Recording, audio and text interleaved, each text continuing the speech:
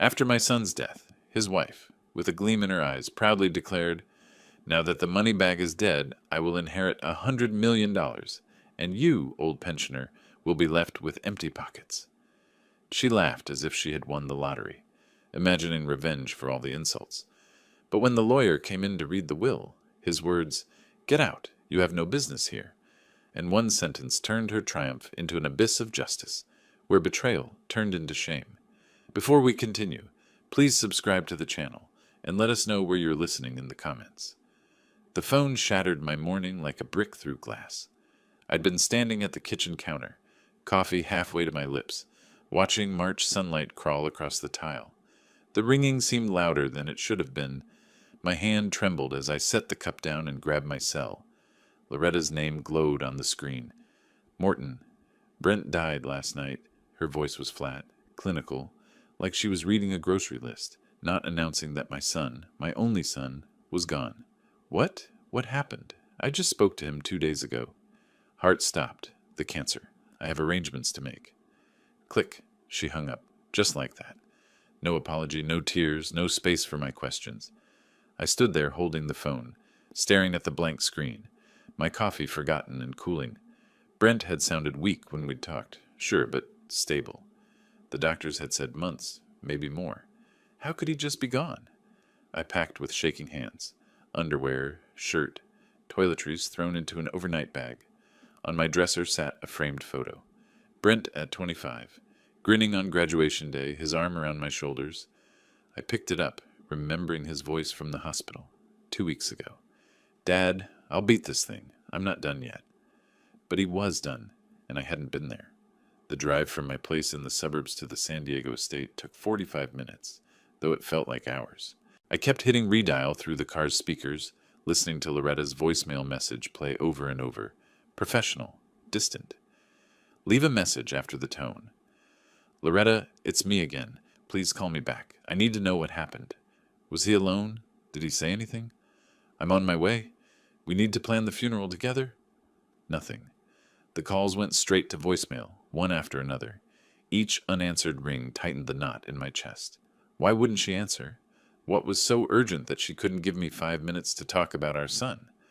I pulled onto the familiar street just after 9. The estate rose ahead, the house Brent had built with his software money, all modern angles and glass. I'd spent Thanksgivings there, birthdays, watched my grandson take his first steps on that lawn. But something was wrong. The wrought iron gate stood partially closed, narrowed to barely a person's width. Normally, Loretta left it open for family. I parked on the street, walked through the gap. 2 cars sat in the circular driveway, Loretta's white BMW and an unfamiliar black sedan. I didn't recognize it. Who was here? The front door opened before I reached it. Loretta stood in the threshold, blocking the entrance. She wore dark jeans and a cream sweater, her blonde hair pulled back tight. No tears, no redness around her eyes. She looked at me the way you'd look at a delivery man who'd arrived at an inconvenient time. "Loretta?" I moved to embrace her, to share this impossible grief, but she stepped back, crossed her arms. The message was clear. "Morton, don't make yourself too comfortable here. You came. That's enough already." I stopped, stared at her. "Loretta, he was my son. I need to see him. I need to understand." "There's nothing to understand. He's gone." "Where is he? Is he still inside? I want to sit with him." "The funeral home already picked him up. I handled it." "Without telling me? Without letting me say goodbye?" She shifted her weight, impatient. Behind her I could see into the living room. Brent's Eames chair, his collection of vintage electronics on the shelves, the photographs of our family. My family. But she stood there like a sentry, denying me access to my own son's home. "You'll get your chance at the funeral. That's in 3 days. I'll text you the details." She started to close the door. Actually started to close it, with me standing right there on the porch. "Loretta, what's going on here? Why are you acting like—" "Like what, Morton?" Her eyes hardened. "Like I'm in charge now? Because I am." The door shut. Not slammed. That would have been too emotional. Just a firm, final click of the latch. I stood there on the porch, staring at the polished wood, feeling the March wind cut through my jacket. Behind me, the black sedan sat in the driveway like a question mark. Above me, the sky stretched blue and indifferent. Inside, my son's belongings surrounded a woman who'd just shut me out of his death like I was a stranger. My prosecutor instincts stirred, dormant for 15 years since retirement, but still there, muscle memory kicking in. Something was wrong. Legally wrong. Emotionally wrong. I turned slowly, walked back down the drive, pulled out my phone. This time I wasn't calling Loretta. I scrolled through my contacts, found a name I hadn't called in months. Richard Moss, my former colleague, still practicing estate law. If Loretta had arranged body pickup, made funeral plans, taken control, she must have legal documents, a will, power of attorney, something, and I was going to find out what. The gate stood partially closed behind me as I reached the street. I looked back at the house one more time. In an upper window, Brent's old office, I saw movement, a shadow passing.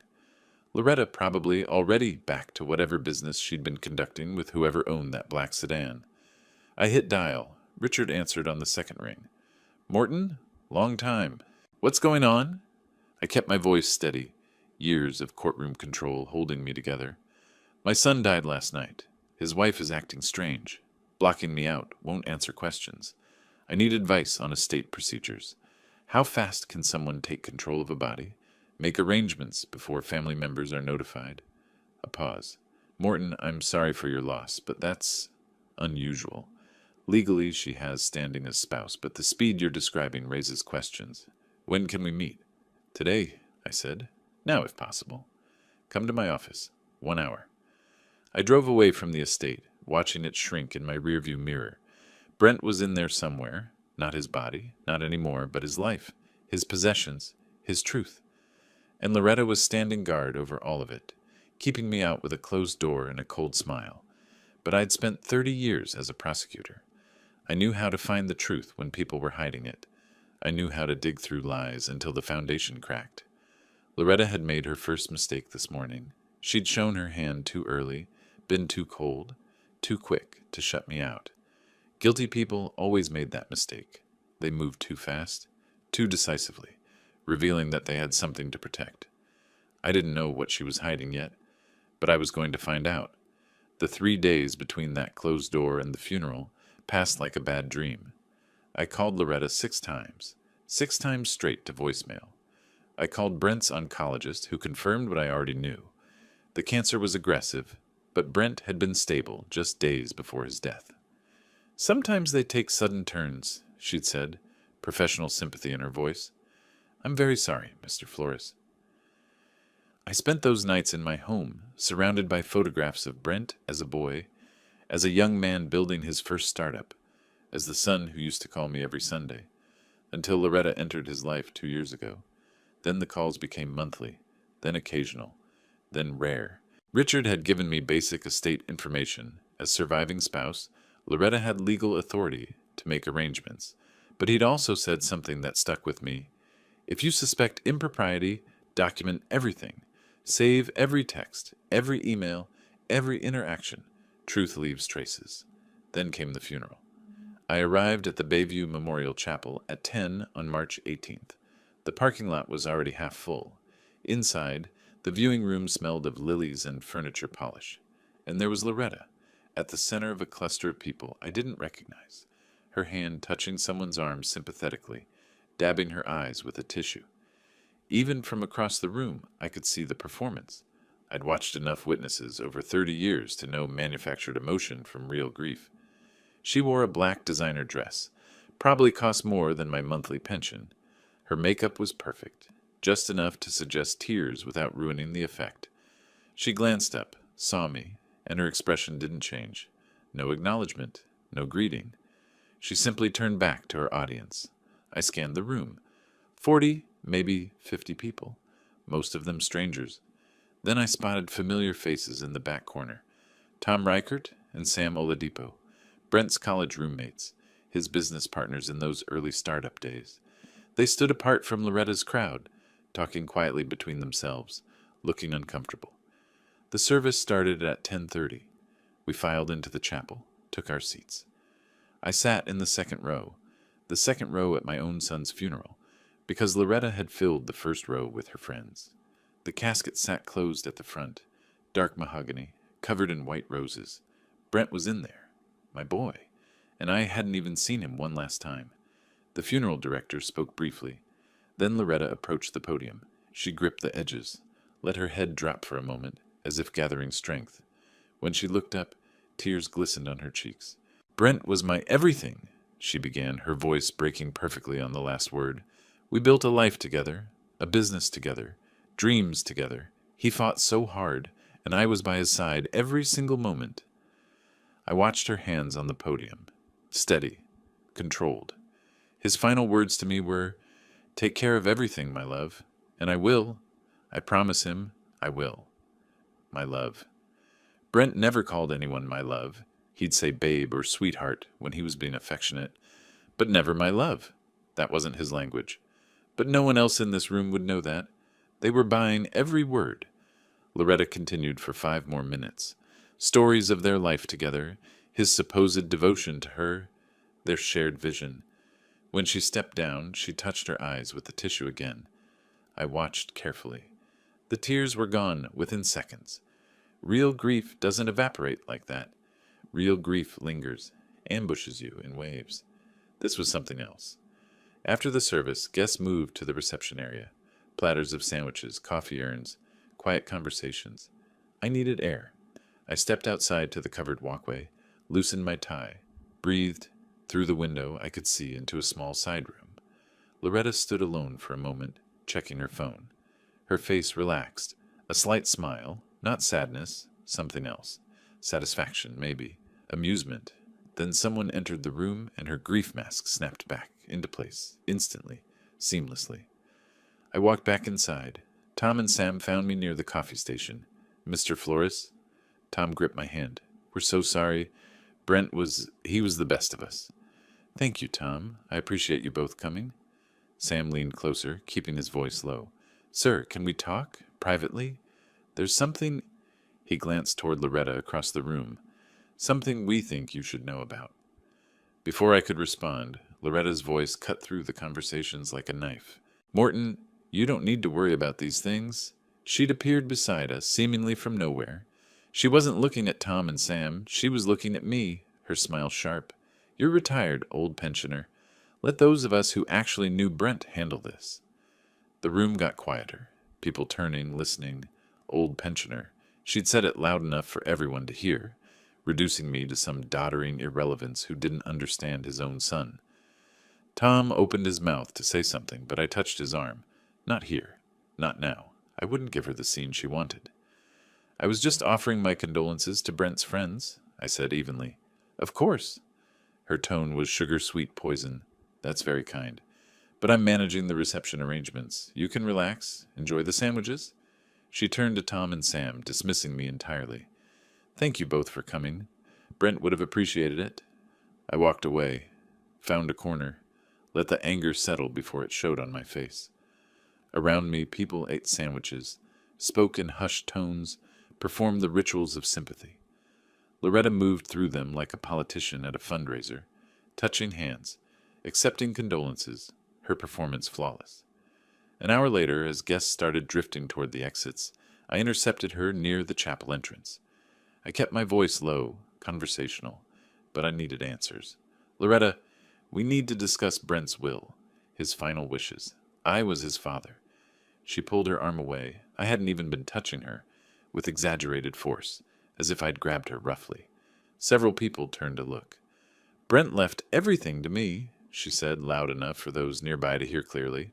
"The house, the business, everything. You're not needed here. Don't you understand? He wouldn't have, but he did. Accept it." She turned to a nearby couple, her voice immediately softening. "Excuse me. Grief makes people behave strangely, doesn't it?" I stood there, watching her walk away, resume her performance.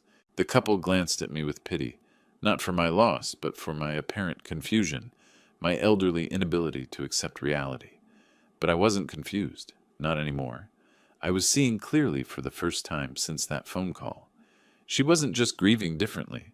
She was celebrating, and she wanted me to know it, wanted me to feel powerless, excluded, diminished, old pensioner, not needed here. I pulled out my phone, walked outside to the parking lot. The March afternoon was bright and cold. In my contacts, I found another name, Elena Vasquez, a private investigator I'd worked with on fraud cases years ago. If she was still working, still sharp, she could find things that lawyers and estate procedures couldn't. The phone rang twice before she answered. Morton Flores. Now there's a name I haven't heard in forever. How's retirement treating you? It's not, I said. I need your help. My son just died, and his wife is hiding something. I don't know what yet, but I need to find out. A pause. Then, tell me everything. I did. The cold phone call, the closed door, the funeral performance, the will claim, everything that had happened since that morning 3 days ago. Elena listened without interrupting.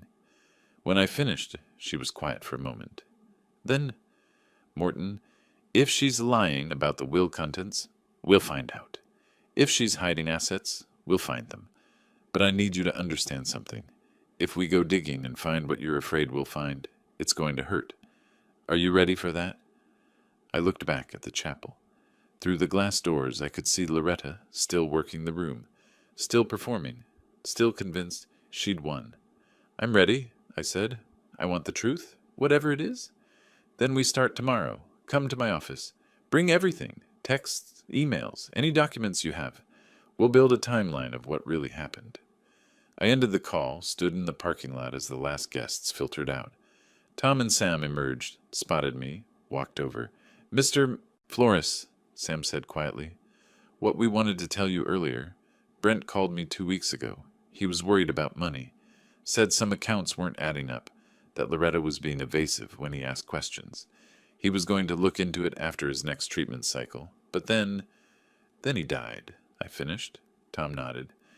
We didn't want to say anything at the funeral, but you should know. Something wasn't right. Brent knew it too. They left. I stood alone in the parking lot, watching the sun drop toward the horizon. Inside that chapel, my son's body lay in a closed casket, already claimed by a funeral home Loretta had selected, already being prepared for burial in a plot she'd chosen, already wrapped in arrangements I'd had no part in. But Brent had been suspicious, had been asking questions, had been worried about money, and then his heart had stopped, suddenly, conveniently. I got in my car, started the engine, but didn't drive away yet. Instead, I sat there, letting my prosecutor mind work through what I knew, what I suspected, what I needed to prove.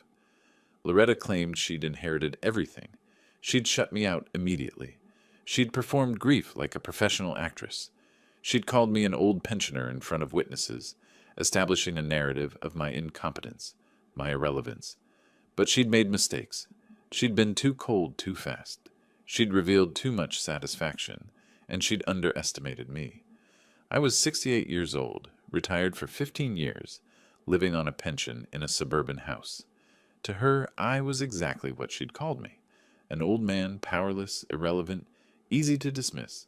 She had no idea that I'd spent 3 decades taking apart liars piece by piece, exposing frauds, proving cases that seemed impossible. She didn't know that I'd never lost a major prosecution, never backed down from a fight, never stopped until I'd found every shred of truth. She thought she'd won. But the fight hadn't even started yet. I pulled out of the parking lot, drove home through the fading afternoon light. Tomorrow I'd meet with Elena.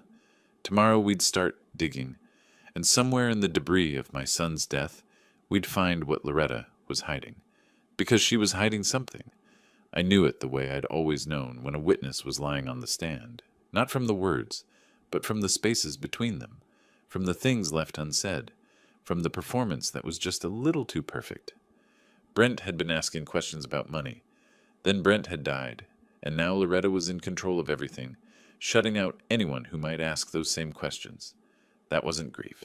That was strategy, and I was going to dismantle it. The call came as I sat in my car outside the funeral home, watching the last guests leave. The funeral director's voice was apologetic. Mr. Flores, I should have mentioned, the will reading is tonight, 6 o'clock at the estate. The attorney requested all family members attend. I checked my watch. I had 40 minutes. I needed coffee. I needed to think. I drove to the nearest cafe, ordered something I didn't drink, and tried to prepare myself for whatever Loretta had planned next. Because that's what this was. Another performance. Another humiliation. She wanted an audience when she claimed everything Brent had built. Fine. Let her have her moment. I arrived at the estate at 5:50. The front door stood open this time, not like this morning when she'd blocked my entry. I could hear voices inside, see people moving in the living room. I walked through the foyer, my shoes quiet on the marble Brent had imported from Italy. The living room had been arranged like a small courtroom. Chairs formed rows facing a mahogany desk, where an older man in a gray suit organized papers from a leather briefcase. 8 or 9 people sat scattered across the seats, faces I recognized from the funeral, Loretta's friends mostly, a distant cousin of Brent's I hadn't seen in years. And there was Loretta, seated in Brent's favorite chair, the leather recliner he'd brought from his first apartment, the one he'd refused to replace even when the leather cracked. She sat in it like a throne, her black dress replaced with a different outfit, makeup freshly applied. She looked rested, triumphant. She saw me enter and smiled, not the grief mask from earlier, a real smile, sharp and satisfied. "Everyone," she announced, her voice carrying across the room. "Let's be clear about what happens now." The conversation stopped. People turned. "Now that the money bag is dead," she paused, letting those words land. Money bag. Her term for her dead husband. "I'll inherit the 100 million, the business, this house, everything Brent and I built together." She stood, pointed directly at me. "And Morton here? You'll be left with empty pockets. You can start packing your things, old man. Maybe find a retirement home that fits your budget." A few uncomfortable glances. One of her friends touched her arm, whispered something. Loretta ignored it. The attorney cleared his throat. "Mrs. Flores, perhaps we should—" "I'm just being honest, Robert. Everyone should know how things stand." She sat back down, arranging herself in Brent's chair, waiting. Robert Carmichael, I'd learned his name from the funeral director, was 70-something with silver hair and the bearing of someone who'd spent 50 years in courtrooms. He looked at Loretta with an expression I recognized from my own prosecutor days, the look you give someone who's about to receive very bad news. "Ladies and gentlemen, thank you for gathering on this difficult day. I am Robert Carmichael, attorney for the estate of Brent Michael Flores. I will now read the last will and testament, executed on February 28th, 2025, and properly witnessed according to California law." He opened the sealed envelope with deliberate precision, pulled out several pages, adjusted his reading glasses. Then he looked directly at Loretta. "Mrs. Flores, please leave this room. You have no business here." Silence. Complete, total silence. Loretta laughed. A confused, uncertain sound. "Excuse me. This is my house. I'm his wife. You're not named in this will. Please leave so I can proceed with the reading." Her face went through a visible transformation. Smile to confusion to disbelief. "That's impossible." "Nevertheless," Carmichael gestured to the door, "this is a private reading for beneficiaries and witnesses only." "I am the beneficiary. Robert, what are you—" She looked around the room, seeking support, finding only uncomfortable stares. "This is absurd. Morton, what did you do? What did you tell him?" I said nothing. I couldn't have spoken if I'd wanted to. My throat had closed, my heart hammering. Carmichael continued, his voice flat and professional. "I'm going to proceed with the reading. Mrs. Flores, you may remain if you wish, but you will not interrupt." He began reading. "I, Brent Michael Flores, being of sound mind and body, do hereby declare this my last will and testament. To my father, Morton Flores, I leave my entire estate, including Flores Medtech Corporation, all real property, all financial accounts, and all personal property, with the exception of items specifically bequeathed to others." The words hung in the air. I couldn't process them, couldn't make them make sense. Loretta's face had gone white. She stood slowly from the chair, swaying slightly. "This is fraud," she whispered, then louder. "This is fraud. He manipulated Brent, poisoned his mind when he was weak and dying. Brent would never do this to me. Never." She lunged toward me. One of the guests grabbed her arm, stopping her. "You'll pay for this, Morton. I'll take you to court and prove you're nothing but a manipulative old thief who took advantage of a sick man. You turned him against me. You isolated him. You—" "Mrs. Flores," Carmichael's voice cut through her screaming. "You need to leave. Now, or I'll call security." An assistant, a young woman I hadn't noticed before, moved to Loretta's side, took her elbow. Loretta jerked away, but the assistant persisted, guiding her firmly toward the door. "This isn't over," Loretta's voice echoed from the hallway. "I'll destroy you, Morton. I'll take everything. You'll regret this." The front door slammed. Through the window, I watched her storm to her BMW, engine roaring as she reversed down the driveway too fast, tires squealing. The room remained silent. Carmichael continued reading, small bequests to charities, personal items to old friends, procedures for the business transition. I heard the words without comprehending them. People began leaving quietly, murmuring condolences, avoiding eye contact. Within 15 minutes, the room had emptied except for Carmichael, his assistant, and me. I sat in one of the chairs, staring at my hands. Carmichael approached, holding the will document. "Mr. Flores, we need to talk. Privately. There's something your son wanted me to tell you." I followed him through the house, past family photos on the walls, past the kitchen where Brent used to make his elaborate Sunday breakfasts, past the staircase where he'd fallen and broken his arm at age 12. Carmichael opened the door to Brent's study. The room smelled like my son, coffee and electronics, and the specific cologne he'd worn since college. His computer sat dark on the desk. Books lined the shelves. A framed photo showed Brent at 30, cutting the ribbon at his company's first office. Carmichael closed the door behind us. "Sit down, Mr. Flores. What I'm about to tell you won't be easy to hear." I sat in the chair facing the desk. Carmichael remained standing, still holding the will. Your son came to me 5 weeks ago. February 23rd. He was weak, the cancer was progressing, but his mind was sharp and angry. He told me he'd discovered something about his wife, something that required immediate action. My chest tightened. He didn't show me proof. Said he was still gathering it. Didn't want to act until he was certain. But he suspected Loretta was having an affair. And he'd found irregularities in the business accounts. Transfers he hadn't authorized. Money moving to accounts he didn't recognize. How much money? He didn't say, but enough to alarm him. Enough to change his will immediately before he had all the facts. He said if something happened to him before he could prove it, you would need to know.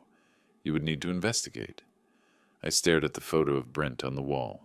He didn't tell me any of this. He wanted to be sure first. He said you'd taught him that. Never make accusations without evidence. He was collecting that evidence when... Carmichael paused. When his heart stopped. When his heart stopped. Suddenly. Conveniently. "Mr. Flores, I'm an attorney, not a detective. But I've handled enough estates to know when something feels wrong. And this feels very wrong. Loretta's reaction tonight wasn't surprise. It was fury at being caught. Whatever your son suspected, I believe it was true." He placed the will on the desk between us. "You're the executor now. You have legal authority to examine everything. Business records, personal accounts, all of it. If there's evidence of wrongdoing, you'll find it. And if you find it," he met my eyes, "you'll know what to do with it." I picked up the will, scanned the text. February 28th, less than 3 weeks before Brent died. "She'll fight this," I said. "Of course she will. She'll claim undue influence, mental incompetency, manipulation. She'll drag you through probate court for years if she can." Carmichael pulled a business card from his jacket, set it on the desk. "You'll need a good estate attorney, not me. I'm the executor's counsel. I represent the estate itself. But this woman, Elizabeth Wright, she's the best in San Diego for contested wills." I took the card, looked at it without reading it. "One more thing," Carmichael said quietly. "Your son's last words to me when he signed this will. He said, 'If something happens to me, make sure my father knows I trusted him. Make sure he knows I'm sorry for letting her come between us.'" Those were his exact words. My throat closed completely. I nodded, unable to speak. Carmichael left, closing the door softly behind him. I sat alone in Brent's study, holding the will, breathing in the fading scent of my son, and feeling the weight of what he'd left me. Not just money, not just property, but a mission. Find out what she did. Prove it. Make it right. Loretta had called me an old man, a powerless pensioner, someone to dismiss and humiliate. She had no idea what she'd just started. The week after the will reading passed in strange suspension, I stayed at my suburban home, not the estate. It felt wrong to move into Brent's house while everything remained so unsettled. Carmichael had explained some of it in that private meeting in Brent's study. My son suspected Loretta was unfaithful, had discovered irregularities in the business accounts. He didn't have proof, Carmichael said, but he had enough suspicion to protect his assets. He wanted you to have everything because he knew she'd take it all and destroy what he'd built. But suspicion wasn't proof, and now I was executor of an estate under attack. The certified letter arrived on a Tuesday morning, March 25th. I knew what it was before I opened it. The law firm name across the top, Blank and Associates. David Blank, I remembered him from my prosecutor days. Aggressive, ruthless, the kind of attorney who'd argue black was white if his client paid enough. The complaint was 47 pages. I sat at my kitchen table and read. Plaintiff alleges that defendant Morton Flores, taking advantage of his position as father to the deceased, deliberately isolated Brent Flores from his spouse, manipulated the deceased during periods of extreme physical and mental vulnerability, and exercised undue influence to redirect the estate away from its rightful beneficiary. Rightful beneficiary. She actually wrote that. The accusations went on, page after page. Elder abuse, exploitation of a vulnerable adult, interference with marital relations, fraud. Each paragraph was a knife, precise and meant to wound. I set the document down, picked up my phone. Before I could decide who to call, it rang. Tom Reichert, Brent's old college friend. Morton, I thought you should know. Loretta's been talking. She's telling everyone you were abusive to Brent, that you turned him against her, that you manipulated everything. I closed my eyes. None of that is true. I know. I knew Brent. But not everyone did. She's convincing to people who only knew her version. After Tom hung up, I sat staring at the complaint. This was her strategy. Legal pressure combined with social destruction. Attack my reputation, make me seem like the villain, force me to settle just to make it stop. I spent the next 2 days researching estate attorneys. My prosecutor experience was criminal law. I knew courtrooms, but not probate disputes. I needed someone who specialized in exactly this kind of fight. Elizabeth Wright's name appeared in 3 different cases. A contested will where a stepmother had tried to disinherit biological children. An elder abuse claim against a caretaker. A complex estate dispute that made the local news. She'd won all 3. I called her office Wednesday afternoon. Wright and Associates, how may I help you? My name is Morton Flores. I need to speak with Ms. Wright about an estate matter. A will contest. Ms. Wright is in court this week, but she has an opening Thursday at 2. Would that work? Yes. Thank you. Thursday morning, I gathered everything. The will, medical records showing Brent's mental competency in late February, notes from my visits during his illness, Carmichael's summary of Brent's suspicions. I drove downtown to the address on Elizabeth's website.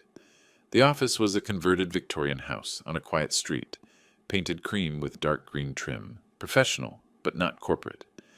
I arrived 15 minutes early, sat in my car composing myself. At precisely 2 o'clock, I climbed the porch steps and entered.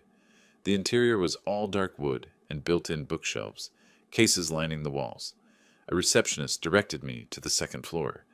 Elizabeth Wright met me at the top of the stairs. She was 64 according to her website bio, though she could have passed for younger. Silver hair cut short, sharp gray eyes behind frameless glasses, navy suit. She shook my hand with a firm grip. Mr. Flores, come in. Her office faced the street, large windows, organized desk, diplomas on the wall. She gestured to a chair and sat across from me, not behind the desk, making this conversational rather than formal. Tell me about your relationship with your son, not the legal facts, the truth. How often did you see him during his illness? Every week, sometimes twice a week. He was my only child. Did you ever discuss the will with him? Never? I didn't know he'd changed it until Carmichael read it.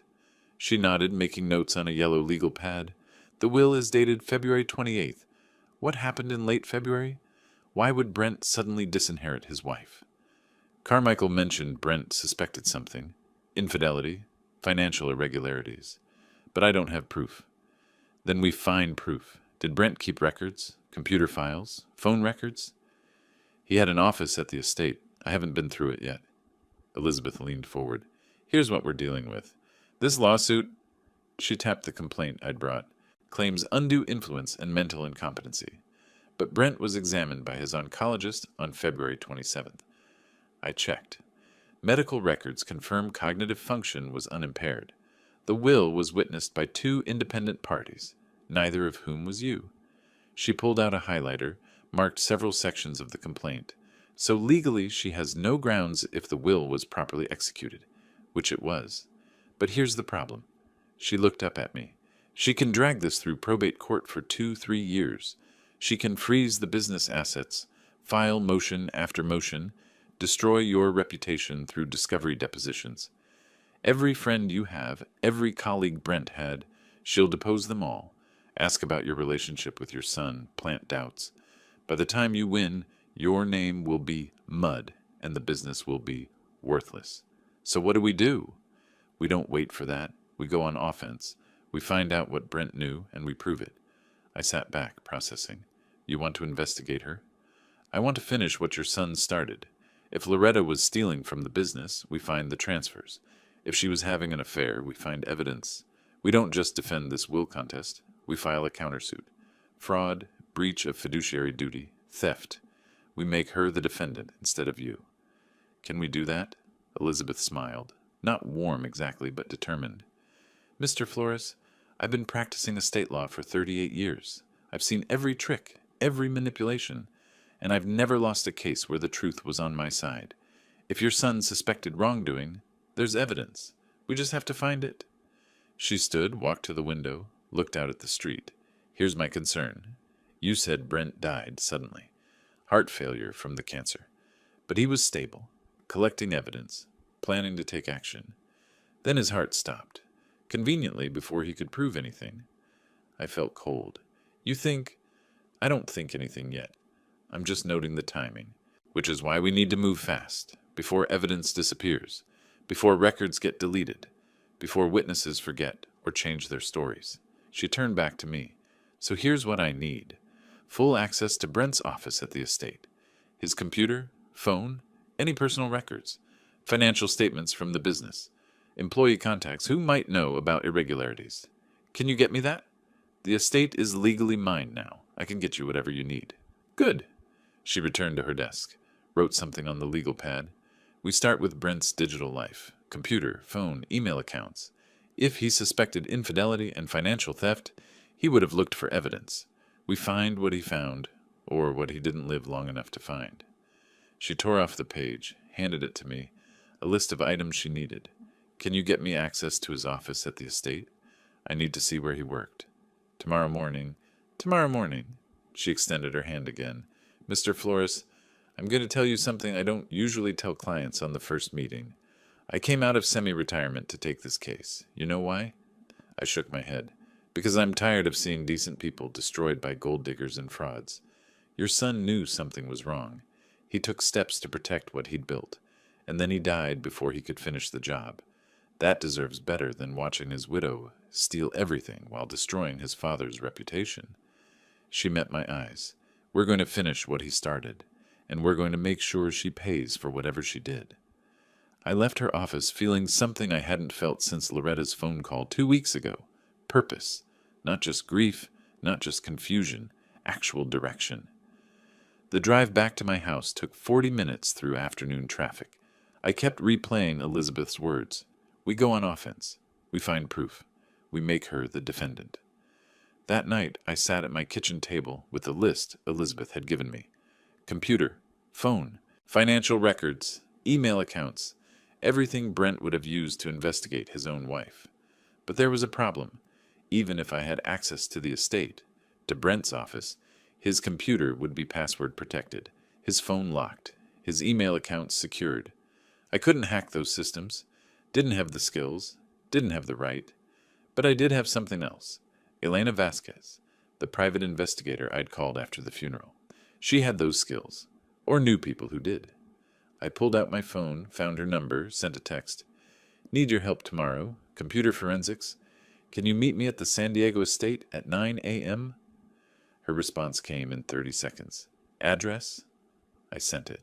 Then I sat back, looked around my small kitchen, the house I'd lived in for 20 years, the quiet suburban life I'd settled into after retirement. That life was over. Had been over since Loretta's cold voice on the phone. Brent died last night. Now there was only this: the investigation, the evidence, the truth, and whatever came after we found it. I thought about Brent in those final weeks. Weak but determined, investigating his own wife, changing his will, trying to protect what he'd built. He'd known something was wrong, had been gathering proof. Then his heart stopped. Tomorrow, I'd start where he'd left off. Find what he'd found. Prove what he'd suspected. And if there was more to his death than cancer, if there was something deliberate, something criminal, I'd find that too. Elizabeth was right. We weren't playing defense. We were going on offense.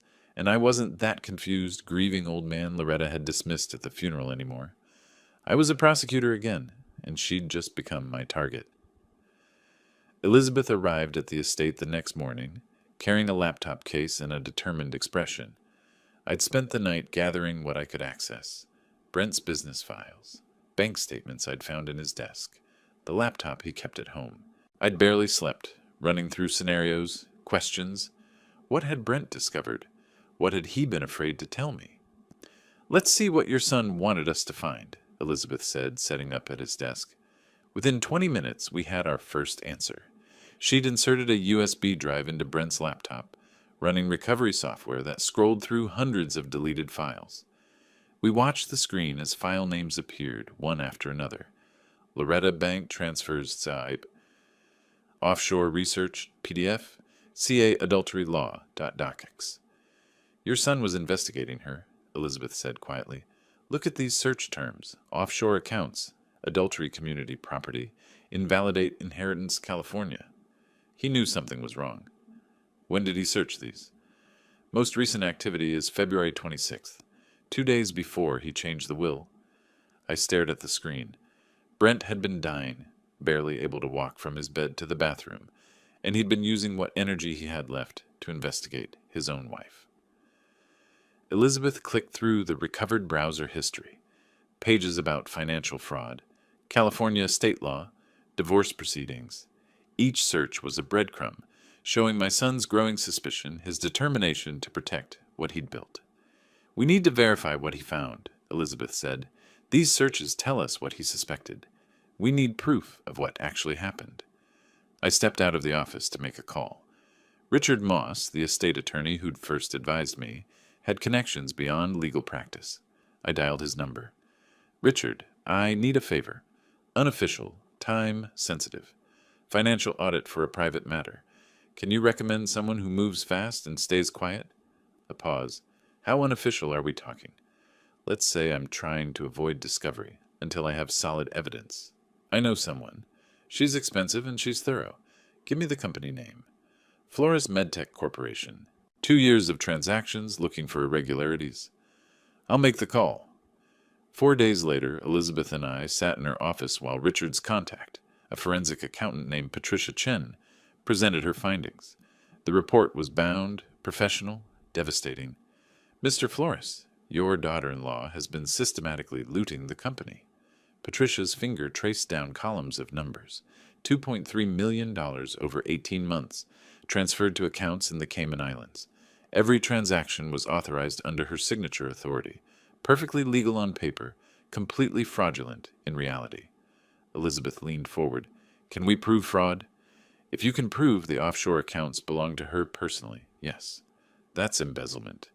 But you'll need bank records from the Caymans, which means subpoenas, international cooperation." "We'll get them," Elizabeth said. "What else?" Patricia flipped through pages. The transfers were disguised as consulting fees and equipment purchases, all approved during periods when Mr. Flores, the deceased, was hospitalized or undergoing treatment. She waited for his vulnerable moments. I felt cold rage settle in my chest. While Brent was fighting cancer, struggling to survive, she'd been stealing from the company he'd built. "Thank you, Patricia," Elizabeth said. "We'll need you to testify when this goes to court." After Patricia left, Elizabeth turned to me. "This is solid evidence, but we need more. The financial theft proves embezzlement.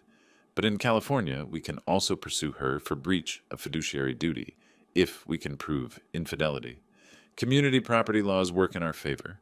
A spouse who commits adultery during the marriage can lose inheritance rights. How do we prove an affair? Elizabeth pulled out her phone, scrolled through contacts. I know someone. Marcus Webb, former SDPD detective, runs a private investigation firm now. He's expensive, but he's the best. We met Webb the next day in his office, a converted loft downtown. He was 60, built like someone who still hit the gym regularly, with sharp gray eyes that had seen too much. Elizabeth spread the evidence across his desk, the financial records, Brent's search history, our suspicions about Loretta's activities. I'll establish her patterns first, Webb said. Where she goes, who she meets, daily routines. If there's another person in the picture, I'll find them. Usually takes a week, maybe 2. We need documentation, Elizabeth said. Photos, videos, timestamps. Admissible quality. Webb smiled slightly. I know what courts need, counselor. 30 years SDPD, remember? 5 days into the surveillance, Webb sent encrypted files to Elizabeth's secure email. We watched on her office computer as the video played. A parking garage. Loretta's white BMW pulling into a space. A man approaching, mid-30s, fit, wearing gym clothes. They embraced. Not a friendly hug. A passionate kiss that lasted long enough to leave no doubt about their relationship. The video continued. More meetings. Her entering his apartment building, leaving 3 hours later, coffee shop encounters where they sat close, holding hands across the table. The timestamp showed a pattern, 3, sometimes 4 times a week. Webb's accompanying report was thorough. Subject, Loretta Flores. Secondary subject, Mark Taylor, age 39, fitness trainer at Elite Gym San Diego. Relationship patterns suggest long-term affair, not recent development. Social media analysis indicates interaction dating back approximately 14 months. I stared at the screen, watching Loretta laugh at something Mark said. 14 months. Brent had been diagnosed with pancreatic cancer 16 months ago. While Brent was dying, I said. Elizabeth's voice was quiet. While Brent was dying. In California, adultery during marriage affects community property rights. This changes everything. She paused the video on a frame of Loretta and Mark kissing. This is enough. We can file a counter motion, present the adultery evidence, potentially stop her lawsuit entirely. I looked at the photos Webb had provided, dozens of them cataloging the affair in painful detail. Loretta's face, mid-laugh, her hand on Mark's chest, the 2 of them entering his apartment, oblivious to surveillance. I thought of Brent, weak and struggling, still trying to investigate his wife, still trying to protect what he'd built. He'd known, he'd suspected, and he'd died before he could prove it. No, I said quietly. Elizabeth looked up, surprised. No? We don't show our hand yet. Let her think she's winning. I want to know everything. How long this has been going on? What else she's hiding? We keep digging. Elizabeth studied me for a moment. Something shifted in her expression. Recognition, maybe. Understanding that this wasn't just about winning a case anymore. This was about justice. Complete, thorough, undeniable justice. All right, she said. Webb continues surveillance. I picked up one of the photos, Loretta's face, mid-laugh, completely unaware she was being documented, and slipped it into my briefcase. The prosecutor in me, dormant for 15 years, was fully awake now, and the prey had no idea she was being hunted. We fell into a routine over the following weeks. 3, sometimes 4 evenings a week, I'd drive to Elizabeth's office after dinner, and we'd work until 9 or 10 o'clock, building our case brick by brick. Court filings, evidence cataloging, deposition preparation. Webb continued providing surveillance updates, more photos of Loretta and her fitness trainer, more evidence of the affair's duration. The financial audit was complete, documenting every fraudulent transfer. We had everything we needed, but somewhere between the legal strategies and documentary evidence, the conversation shifted. It started innocently, questions about whether I wanted regular or decaf coffee, then questions about family, about life before all this. And then, one evening in late April, Elizabeth closed the file we'd been reviewing and asked, "Can I ask you something personal? Not about the case, about you?" The office was quiet, just the 2 of us, desk lamp creating a pool of light, scattered documents surrounding us like evidence of our shared purpose. Of course. She was silent for a moment, arranging her thoughts. How did you survive it? Watching your son slip away, not just from the cancer, but before that. Watching him choose someone who you knew was wrong for him. I'd never talked about this, not with anyone. Badly at first. I tried to warn him gently. He accused me of being jealous, said I couldn't accept him having his own life. So you stepped back. What else could I do? Drive him away completely? I looked at my hands. I told myself if I gave them space, if I didn't interfere, eventually he'd see what she was. But then he got sick, and there wasn't time anymore, and I'll never know if... I stopped. Elizabeth's hand had moved across the desk, covering mine. Not a dramatic gesture, just a simple touch of comfort. You couldn't have changed it, she said. Some people see what they want to see until reality forces the truth on them. Believe me, I know. She pulled her hand back slowly, but the warmth lingered. My husband left me for a paralegal in his firm, she said. 26 years old, fresh out of school. I was 54, and suddenly I wasn't enough. He took half of everything I'd built and started over with someone who made him feel young. How did you survive it?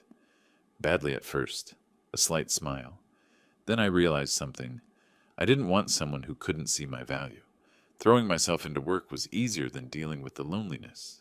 I took early semi-retirement because I was tired of watching happy couples and wondering what I'd done wrong. Turns out I wasn't the problem. Neither was I said. No, neither were we. The silence that followed was different from our usual comfortable working quiet. This was charged, aware. Elizabeth cleared her throat, shuffled papers. We should probably. It's getting late. But the next evening we met for coffee instead of going straight to work. Then lunch a few days later. The conversations deepened. Her passion for hiking, her daughter's wedding last summer, my years teaching Brent to fish at the lake near our old house. You were a federal prosecutor for 30 years and you've never seen The Godfather? Elizabeth's tone was mock horrified. I smiled. I lived courtroom drama every day. Why would I watch it for entertainment? Because it's art, Morton. We're fixing this cultural gap immediately. The casual use of my first name, the teasing tone.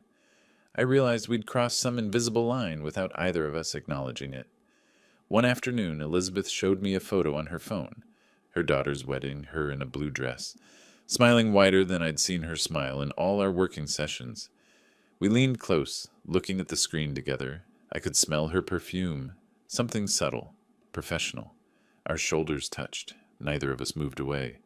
She looks like you, I said. She has her father's stubbornness, unfortunately. Elizabeth lowered the phone, but didn't pull back. We were inches apart, her eyes meeting mine. For a moment, neither of us spoke. The air felt different, charged. Then her phone buzzed. She straightened, checking the message. The moment broken. It's my assistant.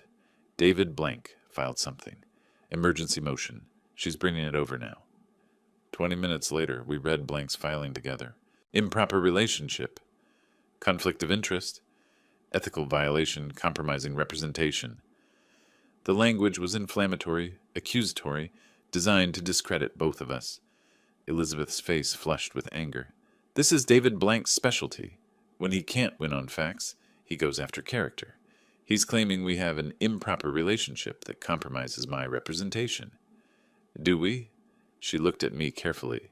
Have an improper relationship? Or do we have a relationship that David Blank is trying to make look improper? Both questions matter. Yes, they do. She set down the motion, rubbed her temples. I should recuse myself. It's the safe choice. I can refer you to another attorney, someone equally qualified.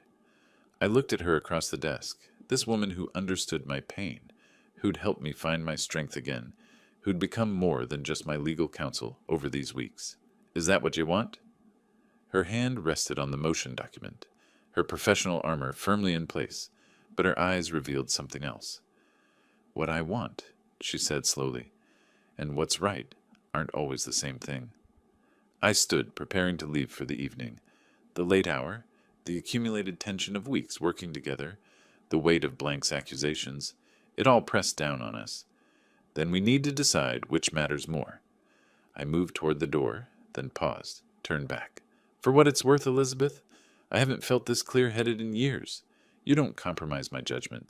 You sharpen it. I left her there, sitting alone in her office, the motion on her desk between us like a challenge. Outside, I sat in my car for a long time before starting the engine. The evening air was cool, the street quiet. Through her window, I could see Elizabeth still at her desk, reading the motion again, weighing her options. Professional safety or personal risk, legal propriety or human connection. I understood the dilemma. I was living it too, this unexpected feeling of coming back to life after years of numbness, of isolation. Meeting someone who saw me not as an old man, not as a retired prosecutor, living on memories, but as someone with value, someone worth knowing. Loretta had tried to diminish me, had called me a powerless pensioner, irrelevant, easily dismissed. But Elizabeth saw something different, and I saw her, not just the competent attorney, but the woman who'd survived betrayal and built herself back stronger. I started the car, pulled away from the curb. Behind me, the light in Elizabeth's office stayed on. Tomorrow, she'd make her decision. Tomorrow, we'd face whatever came next. But tonight, driving home through empty streets, I felt something I hadn't felt in years. Hope. Not just for justice against Loretta, not just for winning the case. Hope that maybe, at 68, life still had surprises left. Good ones. The hearing was set for the first week of May. Elizabeth filed her response to Blank's motion, a 20-page brief that addressed the improper relationship claim directly while pivoting to the evidence we'd gathered against Loretta. She'd decided not to run from the accusation, but to meet it head-on, then demonstrate through her preparation and advocacy that our friendship strengthened rather than compromised her representation. I spent that week in strange preparation, reviewing potential testimony, organizing documents, mentally returning to courtroom space I'd inhabited for 30 years. But this time would be different. This time, I wouldn't stand at the prosecution table directing the case. I'd sit at the defendant's table, trusting someone else to fight for me. The morning of the hearing, I put on my courtroom suit, charcoal gray, slightly tight across the shoulders after 3 years of retirement, and knotted my tie. Elizabeth met me at the courthouse steps. We entered together. The smell hit me first, old wood and floor polish, the particular scent of legal proceedings that I'd forgotten until that moment. The probate courtroom was smaller than the criminal courts I'd known, but the weight was the same. Judge Patricia Hendricks presided from the bench, 60-something silver hair, the expression of someone who'd seen every manipulation tactic in probate litigation. Elizabeth squeezed my arm briefly before opening her briefcase with practiced precision. We took our seats at the defendant's table. Across the aisle, David Blank arranged his documents with theatrical flair, Loretta beside him in conservative black, playing the wronged widow. "Let's begin," Judge Hendricks said. "Mr. Blank, your motion to disqualify counsel." Blank stood, gestured broadly. "Your Honor, the evidence shows an unconscionable relationship between attorney and client. Ms. Wright and Mr. Flores have been seen together repeatedly at restaurants. Spending evenings alone in her office." He pulled out photos, apparently of us at lunch. "This goes beyond professional representation. It compromises Ms. Wright's judgment and creates ethical violations that demand her removal from this case." Judge Hendricks looked at Elizabeth. "Ms. Wright?" Elizabeth stood calmly. "Your Honor, Mr. Flores and I have developed mutual respect and friendship during this representation. I won't apologize for treating my client as a human being rather than a case file. My judgment remains sound, my advocacy vigorous, and my ethics intact. Mr. Blank has presented innuendo, but no evidence of impairment." The judge studied both attorneys for a moment. "Mr. Blank, you've presented innuendo, but no evidence that Ms. Wright's representation has been compromised. Attorneys and clients are human beings who sometimes form friendships. Unless you can demonstrate actual impairment of judgment or ethical violation, this motion is denied. Ms. Wright remains counsel of record." Blank's jaw tightened. He sat down, whispered something to Loretta. "Now," Judge Hendricks said, "let's address the will contest itself." The next 2 hours were methodical demolition. Blank called witnesses, a neighbor who'd seen my car at the estate frequently, a distant acquaintance who claimed I'd been hovering over Brent during his illness. Each testimony painted me as predatory, manipulative, taking advantage of my dying son. Elizabeth's cross-examinations were surgical. Mrs. Patterson, you testified you saw Mr. Flores visit his son frequently. Did you ever witness any of these visits? No, but I saw his car. So you don't know what occurred during these visits? Well, no, but did you know that Brent Flores called his father every Sunday for 20 years before his illness? Silence. Let me rephrase. You're testifying about frequency of visits, but have no personal knowledge of their nature or content, correct? I suppose. Elizabeth presented medical records from Brent's oncologist, documenting his cognitive function was unimpaired through February 28th, the day he signed the will. Robert Carmichael testified about the will execution, confirming Brent's clarity of mind, his deliberate choices, his specific instructions. Then Elizabeth made her move. Your Honor, the defense has focused on Mr. Flores's relationship with his dying son. I'd like to redirect attention to Mrs. Flores's relationship with someone else during that same period. She pressed a button. The courtroom screen flickered to life. The photograph was large, undeniable. Loretta and a younger man kissing in a parking garage. The timestamp read January 15th, 2025. The courtroom went silent. Collective intake of breath. This is Loretta Flores with Mark Taylor, taken on January 15th of this year. Brent Flores was alive, undergoing chemotherapy. The affair had been ongoing for over a year. More photos. Loretta and Mark embracing, entering his apartment building. Sitting close at a cafe, holding hands. I watched Loretta's face drain of color. Blank leaned over, whispered urgently. Your Honor, Elizabeth continued, in California, adultery during marriage affects community property rights and inheritance. Mrs. Flores wasn't the devoted wife caring for her dying husband. She was conducting a long-term affair while planning to inherit his estate.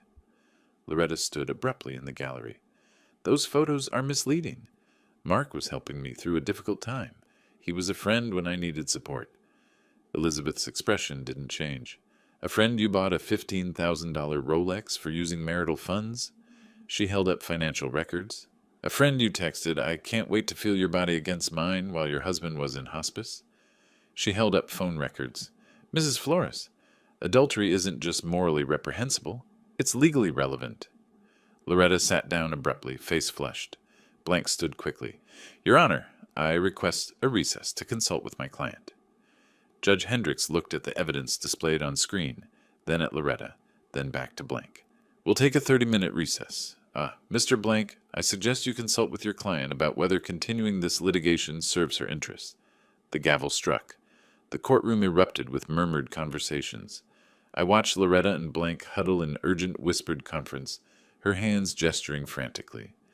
Elizabeth packed her evidence binders methodically, her face professionally neutral, but she caught my eye, a moment of shared understanding.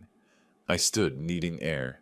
The hallway was crowded with people from the gallery, reporters with notebooks, curious observers, and there, standing against the far wall, watching me with an expression of pure hatred, was a man I recognized only from surveillance photos, Mark Taylor, the fitness trainer. He'd come to court.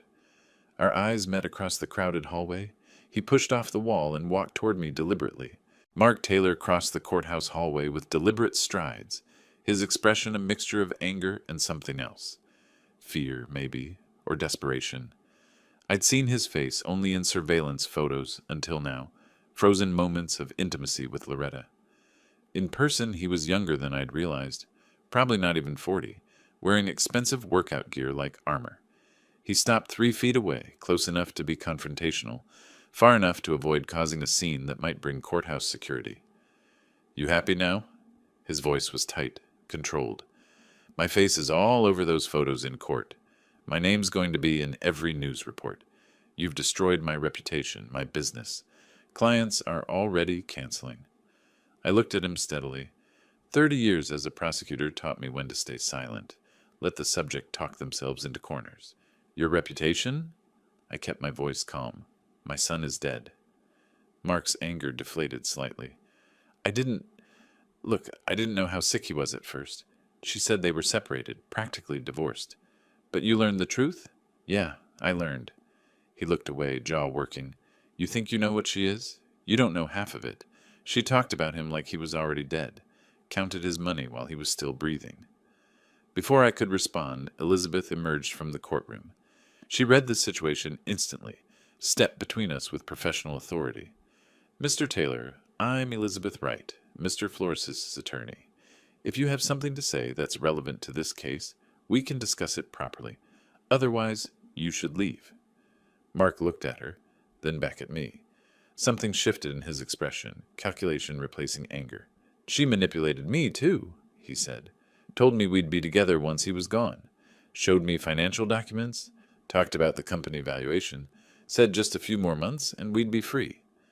Elizabeth's posture changed subtly. Recognition of opportunity. "Mr. Taylor, let's talk somewhere quieter." She guided him to a corner of the hallway, away from the crowd. I followed, watching her work, the tone both empathetic and firm, creating psychological space for him to turn on Loretta. "Did Loretta ever discuss her husband's estate with you? His finances?" Mark hesitated. Yeah. She talked about what would happen after. Showed me documents about his company, the valuation. Said when he died, we could finally be together. Be comfortable." "Did she ever specify a timeline?" "She kept saying just a few more months or soon, like she was counting down." Elizabeth glanced at me, then back to Mark. "Do you have any documentation of these conversations? Text messages? Emails?" Mark pulled out his phone, hands shaking slightly.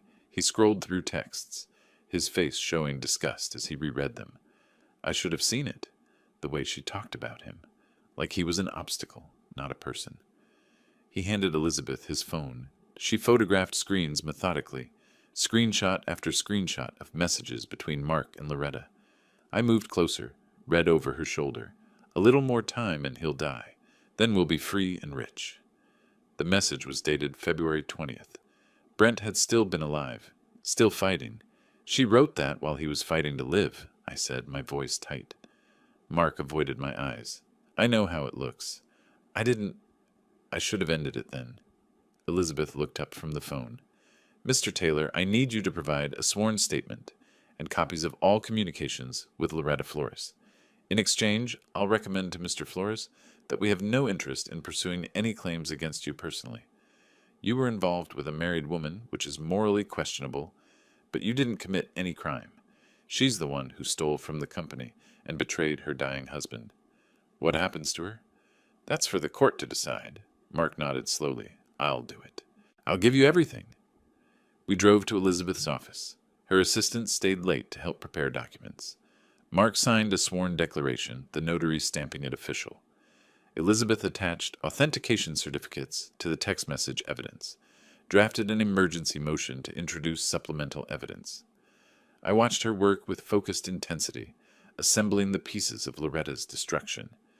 The text messages were devastating, not just the one about waiting for Brent to die, but dozens more showing Loretta's cold calculation, her discussions of inheritance timelines, her casual references to Brent's declining health, as if it were an inconvenience rather than a tragedy. "Can we use this?" I asked. "Will the judge allow it?" Elizabeth reviewed Mark's statement one more time. "It goes to character, to her true intentions. This isn't just adultery anymore. This is evidence of predatory behavior, of counting her husband's money while he was dying. The judge needs to see who she really is." "Will it be enough?" "It's more than enough. It's devastating." She hit the file button on the electronic court system at 11:47 p.m., 13 minutes before the midnight deadline. We sat in silence for a moment, exhausted. The office was quiet, just the hum of computers and distant traffic. "The judge will have this first thing tomorrow morning," Elizabeth said. "When court reconvenes, Blank won't know what hit him." I picked up one page from the stack of filed documents. Mark's declaration, authenticated messages, motion to introduce supplemental evidence. Read Loretta's text again. "A little more time and he'll die. Then we'll be free and rich." I set it down carefully. "She counted the days," I said quietly. "While Brent was fighting for his life, she was counting the days until he'd die." Elizabeth didn't respond. There was nothing to say. I stood, preparing to leave. "What time tomorrow?" 9 o'clock. Same courtroom." I nodded, moved toward the door, then paused. "Elizabeth, thank you. For seeing what I couldn't see. for giving me the weapons to fight back. She looked at me across the desk, this woman who'd become more than just my attorney, who'd helped me find strength I'd thought was gone. "We finish this tomorrow," she said. I left the office, drove home through empty streets. But I didn't sleep. I sat at my kitchen table, looking at the framed photo of Brent, thinking about those text messages. A little more time and he'll die. Loretta had written those words while Brent struggled to breathe, while he underwent chemotherapy, while he fought with every ounce of strength to survive. She hadn't just betrayed him. She'd waited, calculated, counted down to his death like it was something to celebrate. Tomorrow, the judge would see it all. Tomorrow, whatever sympathy Loretta might have claimed as a grieving widow would evaporate in the face of her own words. Tomorrow, justice would be complete. But tonight, I just sat with my son's photograph and felt the weight of what we'd discovered. Not just theft, not just adultery, but something colder and more calculated than I'd imagined possible. I returned to the courthouse the next morning with less than 4 hours of sleep. The images from Mark Taylor's phone, those text messages Loretta counting down days to Brent's death, had played on repeat behind my closed eyelids.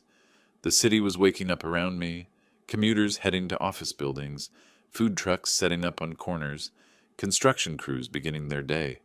But I felt removed from all of it, suspended in this legal limbo where my son's memory and legacy hung in the balance. Elizabeth met me at the courthouse steps, her expression telling me she'd slept as little as I had. "Ready?" she asked. I nodded. Neither of us spoke about what ready meant. Ready to win, ready to watch Loretta's final defeat, ready to close this chapter. Maybe all of it. We climbed the courthouse steps together. Inside, the courtroom felt different. Yesterday's tension had crystallized into something harder, more final. Loretta sat with David Blank, and I barely recognized her. Makeup smudged, hair less perfect than usual. Her hands trembled as she whispered urgently to her attorney, who looked professionally resigned. Judge Hendricks entered. We stood. "I've reviewed the emergency filing submitted last night," she began, looking directly at Blank. "Your objection is noted, but overruled. The text messages between Mrs. Flores and Mr. Taylor are relevant to her character and state of mind during the period in question. Mrs. Flores cannot claim surprise about communications she herself authored. The evidence will be admitted." Blank started to respond, but the judge continued. "Having reviewed all evidence presented, I find the will, dated February 28, 2025, to be valid. Brent Flores possessed testamentary capacity and was not subject to undue influence." My chest tightened. Elizabeth's hand found mine briefly under the table.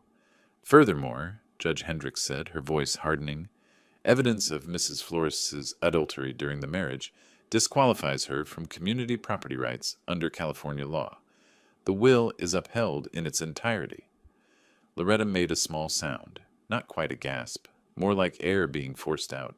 "Additionally, evidence of financial misappropriation totaling $2.3 million requires referral to the district attorney for investigation of potential criminal conduct."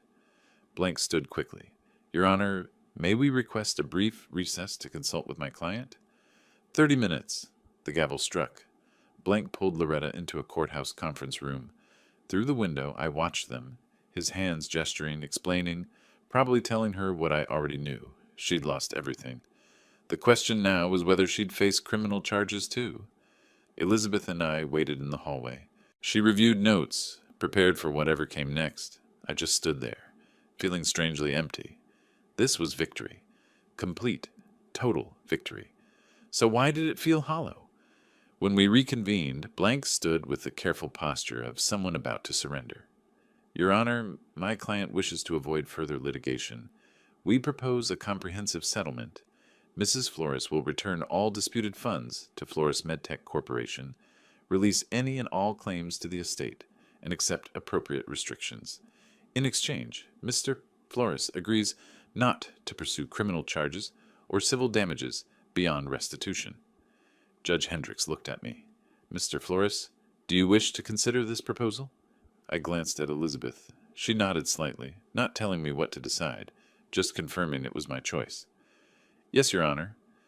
We moved to the conference room, Morton and Loretta sitting on opposite sides of the table for the first time since the funeral.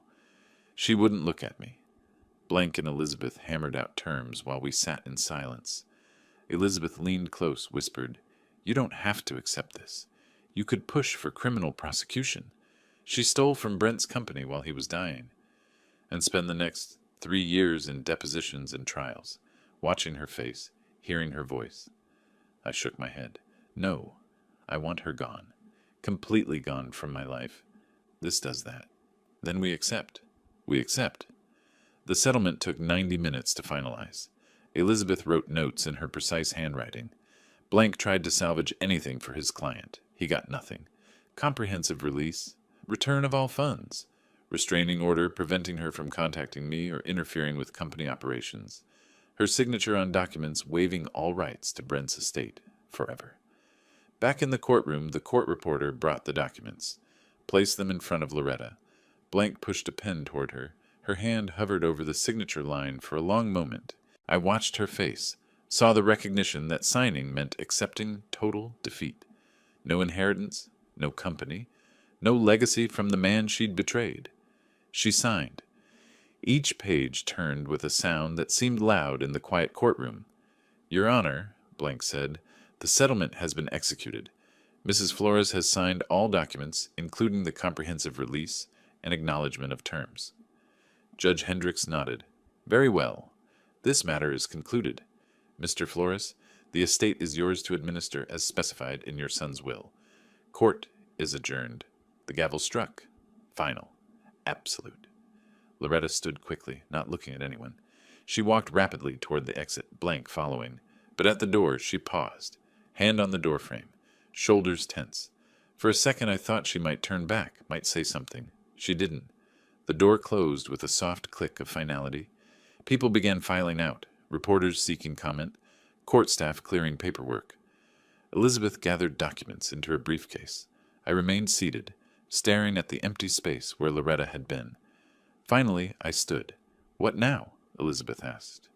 I looked around the empty courtroom, the place where justice was served, where Brent's will was upheld, where Loretta was defeated. "Now," I said, "I need to go to the estate. Brent's office. There's work to do." "Want company?" I considered, then nodded. We left the courthouse together, walking past the cluster of reporters. Elizabeth gave brief, no comment, while I stayed silent. We got into separate cars with plans to meet at the estate. I drove through San Diego streets, morning becoming afternoon. The weight of victory settled over me, not triumph, but responsibility. I'd won. Completely, decisively, won. Now I had to decide what to do with what I'd won. August brought heat and clarity. 3 months had passed since the courtroom victory. 3 months of transformation that felt both rapid and gradual.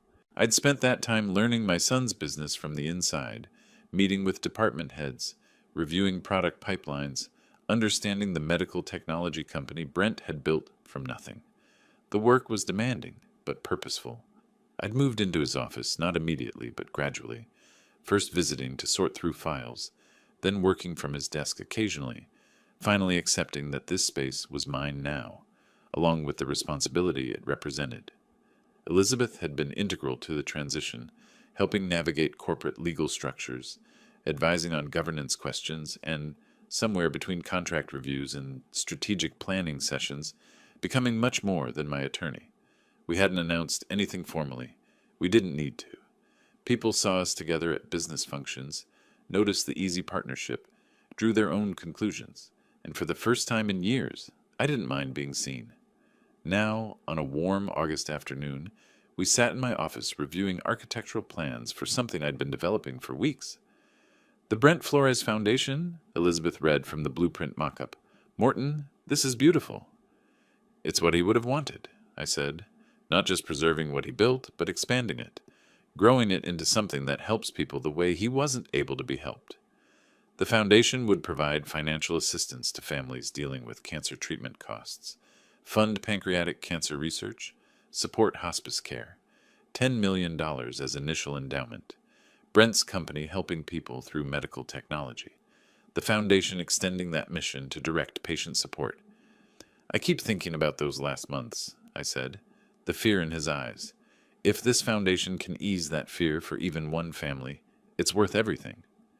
Elizabeth's hand touched my shoulder. This is the right way to honor him. That evening, I presented the foundation concept to the company board. Standing at the head of the conference table, Brent's former position, I explained the mission, the funding structure, the projected impact. I'm establishing the Brent Flores Foundation with a $10 million endowment, I said. Its mission will be supporting families dealing with cancer treatment costs and funding pancreatic cancer research. Brent built this company to help people through medical technology. The foundation extends that mission to direct patient support. My voice caught slightly when I said, the Brent Flores Foundation, first time speaking the name aloud publicly. I found Elizabeth's expression across the room, drew strength from it, continued, it's what he would have wanted. The board approved unanimously. Afterward, one of the board members approached me. Mr. Flores, we're all pleased to see you've found partnership, both professionally and personally. Elizabeth's guidance has been invaluable during this transition. I glanced at Elizabeth. She's been invaluable in more ways than corporate restructuring. Sometimes the best things emerge from the worst circumstances. Later that week, on a quiet Sunday afternoon, Elizabeth and I drove to the cemetery. I'd been visiting weekly since May, routine I'd established, something grounding in the chaos of transformation. Elizabeth had asked to join me. We walked through the grounds, following the familiar path to Brent's headstone. I carried a small bouquet, the weekly ritual that helped me feel connected. At the grave, I placed the flowers carefully, stood in silence for a moment, Elizabeth staying slightly back to give me space. Son, I said quietly, I did what I promised. Justice prevailed. Loretta got nothing, and she'll never benefit from what you built. I paused, organizing thoughts. The foundation launches next month. Your name will help people. Your legacy continues. Another pause. I found someone, Brent. Elizabeth. I think you'd have liked her. She's principled, strong. She helped me fight for you when I didn't know how. The longest pause yet. I miss you. That doesn't change. But I'm okay now. Finally, okay. Elizabeth moved closer, taking my hand. We stood together in comfortable silence. You come here every week? She asked eventually. Every Sunday. It's become my routine. Want to join me next time? I'd like that. But Morton, he's not here. You know that, right? He's in the foundation, in the company, in your memories, not just here. I squeezed her hand. I know, but I'm not ready to stop visiting yet. Maybe someday. No rush. We have time. We walked back to the parking area, slowly. Elizabeth asked what I wanted for dinner, and I suggested trying that new restaurant she'd mentioned weeks ago. Normalcy. Domesticity. Life continuing. We drove separate cars but agreed to meet at my place, the suburban house I'd kept despite inheriting Brent's estate. I didn't need the mansion's size or luxury. This space was mine, filled with my memories, now ready for new ones. Elizabeth's car pulled up behind mine in the driveway. As she walked toward me, I thought about the journey from that cold phone call in March to this warm August evening. Brent was gone. That truth didn't change, but I was still here. And after everything, the betrayal, the battle, the victory, I'd found something I didn't know I was looking for. A reason to keep living fully, not just existing. Justice had been necessary. The courtroom victory, Loretta's defeat, the money returned, the will upheld, all of it mattered. But love, purpose, meaningful work, these were what made justice worth achieving. These were what transformed survival into living. Loretta had tried to reduce me to nothing. An old pensioner, powerless, irrelevant, easily dismissed. She'd been wrong about everything. I was 68 years old. I'd lost my only son. I'd fought the hardest battle of my life. And I'd won. Not just in court, not just financially. I'd won back myself, my purpose, my future. Elizabeth reached me, and together we walked toward the house. The door closed behind us. Through the windows, lights came on as evening fell, warm glow against gathering darkness. Inside, there would be dinner, conversation, companionship. Tomorrow, there would be work, foundation business, company decisions, meaningful action. Next Sunday, there would be flowers at Brent's grave. Every Sunday after that, too. The grief remained, would always remain, but it no longer dominated. It coexisted with purpose, with love, with the dailiness of building something good from something terrible. Loretta was gone. Left San Diego, left my life, irrelevant now. Mark Taylor had disappeared too. Their story was over, finished, no longer worth thinking about. My story continued. Brent's legacy continued.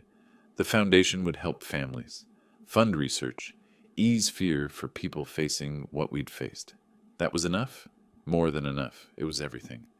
If you like this story, please like this video, subscribe to the channel, and share your impressions of this story in the comments. To listen to the next story, click on the box on the left. Thank you for watching.